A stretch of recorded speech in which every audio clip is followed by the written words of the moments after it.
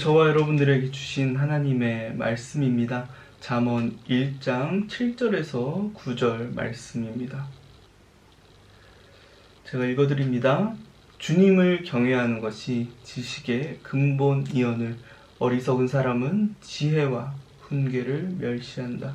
아이들아, 아버지의 훈계를 잘 듣고 어머니의 가르침을 저버리지 말아라.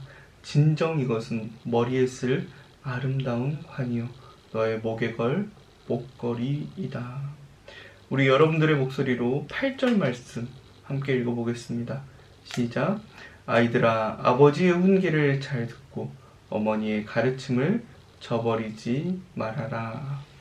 2021년도 지혜를 찾는 여행에 함께하고 있는 동행하는 우리 중고등부 학생들 반갑습니다.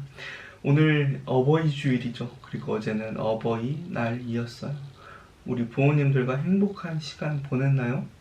각자 모은 용돈으로 카네이션도 준비했을 테고 또 편지도 썼을 테고 크진 않지만 선물도 준비했을 거예요. 우리 부모님들 많이 기뻐해 주셨죠? 그건 부모님들이 그냥 선물을 받아서라기보다도 카네이션을 받아서라기보다도 그 선물을 준비한 여러분들이 부모님에게 특별한 존재였기 때문에 부모님은 여러분들이 그 작은 돈으로 그 마음으로 준비한 선물의 의미가 부모님에게는 아주 소중하게 다가왔을 거예요. 우리 학생들 어버이날 매년 오기 때문에 그저 카네이션 준비하는 날, 또 선물 준비하는 날이 아니라 우리 부모님이 나에게 어떤 의미인가, 부모님께서 나에게 베푸시는 사랑이 결코 쉽게 주어지는 것이 아니라는 사실을 깨닫는, 또 그것으로 깊이 감사할 수 있는 우리 어버이 주일 되길 바랍니다. 오늘 저와 여러분들이 함께 나눌 본문 중에 잠언 1장 7절 말씀, 우리 지혜를 다루는 올해의 중심이 되는 말씀이기도 하죠. 무엇이 지혜일까? 주님 여호와를 경외하는 것, 그것이 지혜이고 지혜의 시작이라고 제가 올해 초에 말씀드렸어요. 그래서 히브리어 야레라는 말, 그 경외하다라는 말이 이 야레라는 말이었죠. 그냥 그것이 하나님을 두려워하는 것이 아니라 두려움이 가득한 세상에서 하나님을 무조건적으로 신뢰하는 것, 그것이 여호와를 경외하는 것이라고 말씀드렸어요. 그리고 그 하나님에 대한 신뢰가 지혜의 시작이라고 말씀드렸죠. 잠언 1장 1절에서 잠언은 누가 썼는지, 그리고 2절에서 6절까지 잠언의 목적이 나와 있고요. 7절이 이 잠언 전체의 중심 내용이자 결론이 되는 거예요. 그리고 그 이후부터 어떻게 해야 그 지혜들을 우리가 얻을 수 있는가, 삶에서 우리가 어떻게 살아야 지혜를 얻을 수 있는가, 어떤 삶을 살아야 우리가 하나님을 신뢰하는 삶을 사는가라는 것을 이제 이야기해 주기 시작해요. 그 어떻게 가장 처음 등장하는 것이 바로 오늘 우리가 첫 시간에 함께 읽었던 말씀입니다. 무엇이죠? 아버지의 훈계를 잘 듣고 어머니의 가르침을 저버리지 말아라 입니다. 지혜를 얻는 방법이라는 거예요. 아버지와 어머니, 인간관계의 첫 시작이라 할 수 있는 부모님과의 관계 속에서 우리가 지혜를 발견할 수 있다는 것입니다. 지혜를 얻는 것에 있어서 여호와를 경외해야 한다라는 여호와 하나님과의 관계를 먼저 집어준 다음에, 그 다음에 바로 부모님과의 관계를 이야기하고 있다는 것입니다. 저는 이 순서가 그냥 나열된 것이 아니라고 생각합니다. 왜냐하면 이 출애굽기에 나오는 십계명에도 이와 동일한 순서들이 등장하거든요. 여러분들 613조항으로 율법이 만들어졌다라고 해요. 근데 그것을 다 외우기 어려우니까 그 율법이 어떤 원리로 만들어졌는가를 이야기할 때 십계명을 이야기할 수 있습니다. 여러분들이 가지고 있는 성경의 가장 뒤편을 열어보세요. 거기에 십계명이 적혀 있을 것입니다. 그리고 그 십계명을 우리가 천천히 살펴보면 이 십계명을 더 요약적인 두 가지 원리로 나누어 볼 수 있습니다. 무엇일까요? 먼저 하나님 사랑, 그 다음에 이웃 사랑입니다. 제1부터 제4 계명까지 그것이 바로 하나님에 대한 사랑의 원리이고요. 마지막 그 다음으로 제5부터 제10까지 이웃 사랑에 대한 원리입니다. 그래서 예수님께서도 율법이 무엇입니까? 율법에서 제일 중요한 것이 무엇입니까? 라고 묻는 율법학자에게 무엇이라 답하시죠? 하나님 사랑과 이웃 사랑이 바로 율법에 대해 강령, 으뜸이 되는 원리라고 말씀해 주시는 거예요. 그런데 여러분들 그 10계명을 보면은 여러분들 이 성경 가장 뒤편에 적혀 있는 이 10계명 적혀 있죠. 모든 성경의 가장 뒤편에 10계명을 적고 있습니다. 근데 거기서 제5계명이 무엇이에요? 하나님 사랑 다음에 이웃 사랑에 가장 처음 등장하는 제5계명 무엇이죠? 내 부모를 공경하라라는 것입니다. 아까도 우리 하나님을 경외하는 것 다음에 부모님에 대한 관계, 부모님과의 관계가 처음 등장하는 것처럼 여기에서도 하나님 사랑, 하나님을 뜨겁게 사랑해야 하는 그 방법들을 나열해준 네 계명 다음에 바로 부모님 공경에 대한 내용이 나온다라는 거예요. 여기에서 공경하다라는 이 히브리어 카베드의 기본 의미는 무겁다라는 의미인데요. 10계명에서 카베드는 부모를 명예롭고 존경스럽고 영광스럽게 대하라는 의미로 사용되고 있습니다. 저와 여러분들 어떻습니까? 부모님의 사랑, 우리 때로는 너무도 당연하게 내가 받아야만 하는, 나에게 당연하게 주어지는 가벼운 것으로 여러분들 여기고 있지는 않습니까? 부모님의 사랑, 저와 여러분들 정말 무겁고 의미 있게 받아들일 수 있는 당연한 게 아니라는 것을 여러분들 기억하시기 바랍니다. 그리고 우리 부모님들 사실 저와 여러분들이 아니었다면 세상에서 누릴 수 있는 명예, 존경, 영광이 더 컸을 거예요. 그런데 저와 여러분들을 위해 그런 것들을 과감히 내려놓고 우리에게 집중하고 또 우리를 위해 그분들의 삶을 희생하신다라는 거예요. 그러니까 세상에서 우리 부모님을 명예롭게 또 존경해주지 않고 영광스럽게 생각해주지 않더라도 우리만이라도 세상이 아니라 우리부터라도 우리는 우리의 부모님을 마땅히 명예롭고 존경받아야 마땅하고 영광스러운 존재로 대해야 되리라 저는 생각합니다. 아무리 세상의 기준과 내 기준에 우리 부모님이 못 미치는 것 같아 보이더라도 말이에요. 혹시 우리 제일성민교회 중고등부 학생들은 아니겠지만 학생들 중에는 없겠지만 혹시 부모님에게 함부로 말하거나 또는 함부로 대하는 친구들이 있다면 한번 깊이 생각해 보시기 바랍니다. 부모님이 나를 위해 무엇을 버리고 무엇을 희생하셔야 했는지 말이에요. 또 부모 공경을 거룩한 삶의 첫 계명으로 이야기하고 있는 레위기 19장 3절에서는 이렇게 이야기하고 있다는 거예요. 밑에 나오죠? 너희 각 사람은 부모를 경외하고. 레위기에서는 부모를 야레, 하나님과 같이 경외하는 존재로 이야기하고 있다는 거예요. 부모님이 어떤 역할이라는 거죠?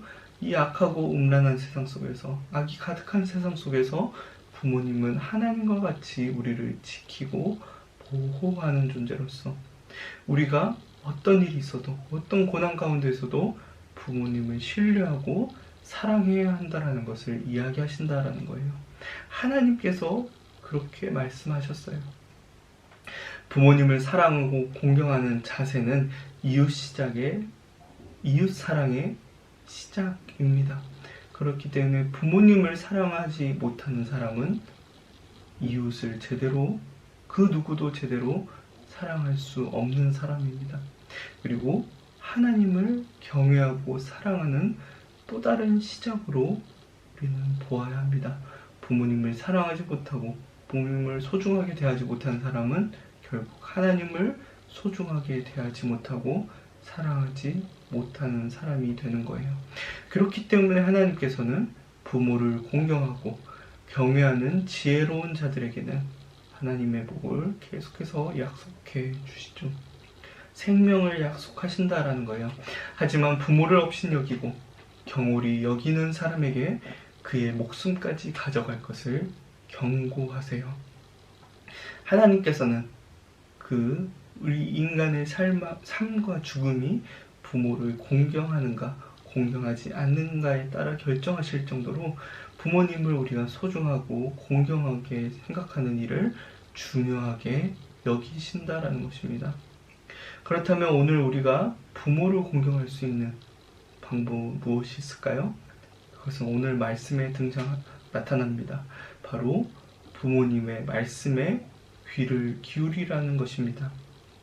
오늘 어버이 주일이라서 이것에 관련해 우리가 말씀을 나누지만 앞으로 몇 주간 여러분들과 나눌 말씀이 바로 귀로 듣는 것에 대해 관한 것입니다.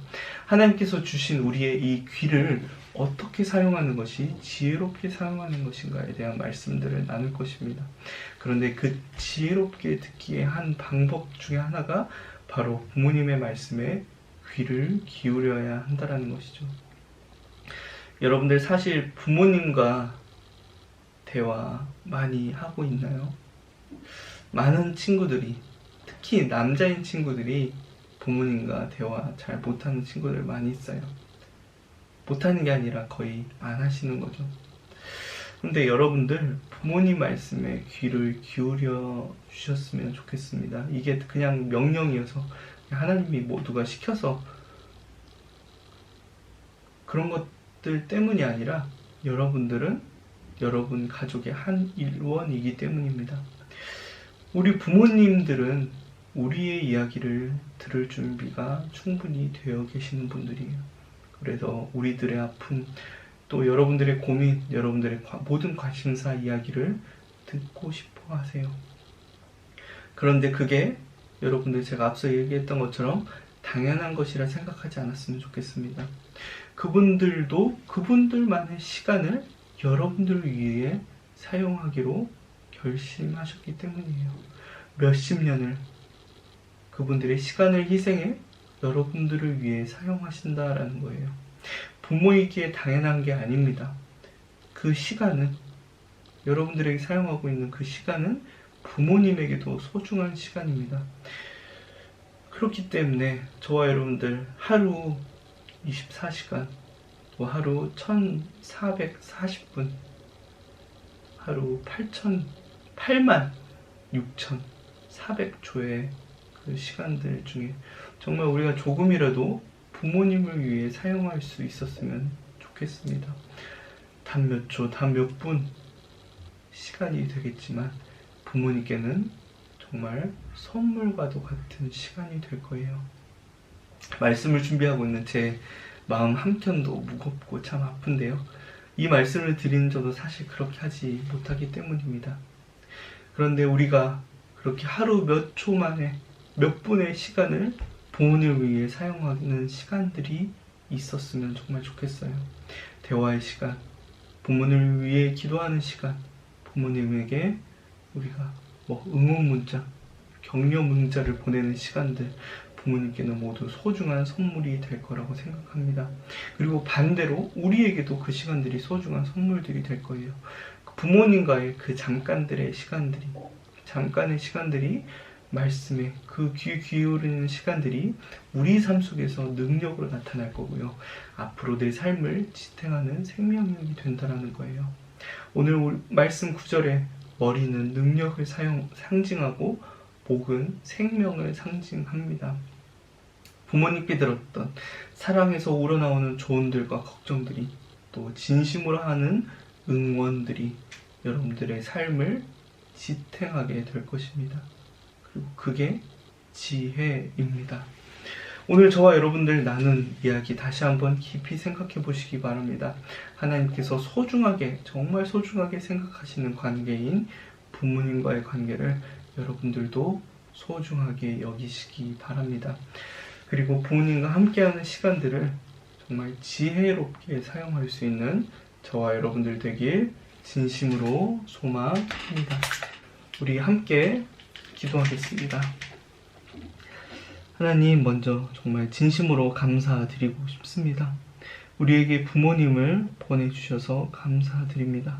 악하고 음란한 세상 속에서 우리를 사랑으로 지키고 하나님의 말씀으로 인도하시는 부모님을 보내주셔서 감사드립니다.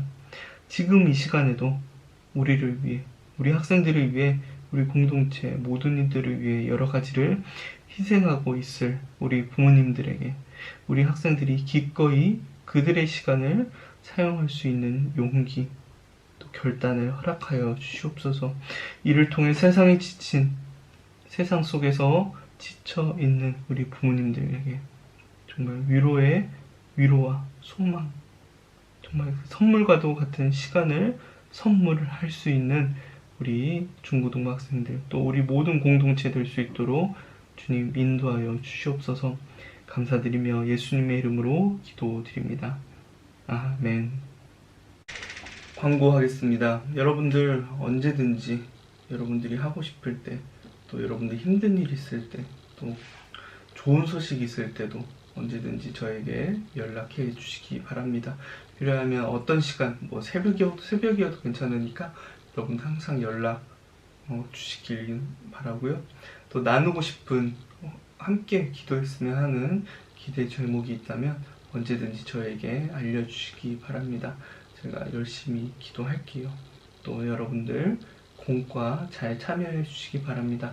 지난번에 했던 그 인터넷 우리 설문으로 했던 그 공과는 다음 주까지, 다음 시간까지 여러분들 해주시기 바랍니다. 우리 주기도문으로 예배를 마치겠습니다. 하늘에 계신 우리 아버지여, 이름이 거룩히 여김을 받으시오며 나라가 임하시오며 뜻이 하늘에서 이루어진 것 같이 땅에서도 이루어지이다. 오늘 우리에게 일용할 양식을 주시옵고 우리가 우리에게 죄 지은 자를 사하여 준 것 같이 우리 죄를 사하여 주시옵고 우리를 시험에 들게 하지 마시옵고 다만 악에서 구하시옵소서. 나라와 권세와 영광이 아버지께 영원히 있사옵나이다. 아멘.